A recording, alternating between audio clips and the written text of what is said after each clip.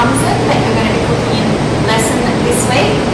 So obviously make sure you're using your yellow chopping board because yellow is for poultry. What you need to do is tenderize your chicken using our meat tenderizer. So into the flour. Now you're going to be deep frying your schnitzels today, so the method of cooking that we're looking at this lesson is deep fry, or the full immersion of food into hot oil. Now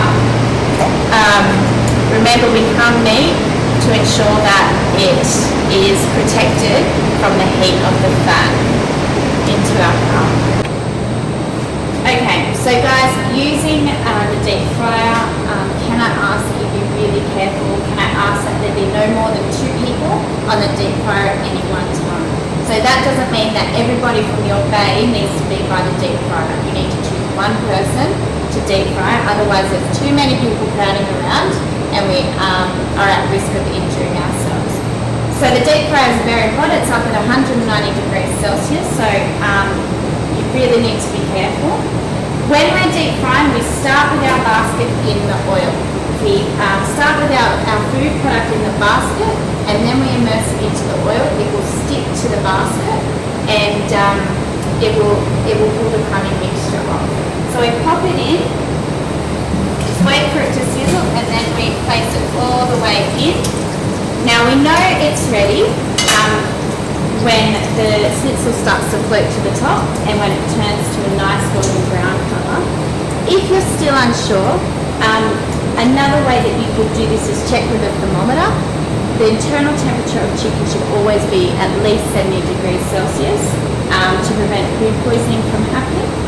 Alright, so when it's done, don't try and scoop it out of the oil with your tongs. The reason why we have these little hooks here is for you to put the basket onto the hook and let some of the oil drain, so it's a safety thing. Grab your tongs and just pop it onto your paper towel. Then I would like you to assemble it, so you're going to put it onto a baking tray. Then we're going to start with our Parmesan. I'm going to sprinkle some Parmesan cheese on top. Your tomato salsa goes on top of that.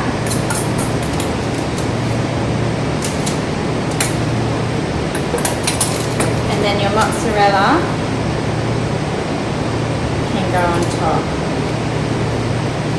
And then you just pop it either back into the oven for 10 minutes, or you can put it into the salamander, so it will just grill the top of that cheese nicely.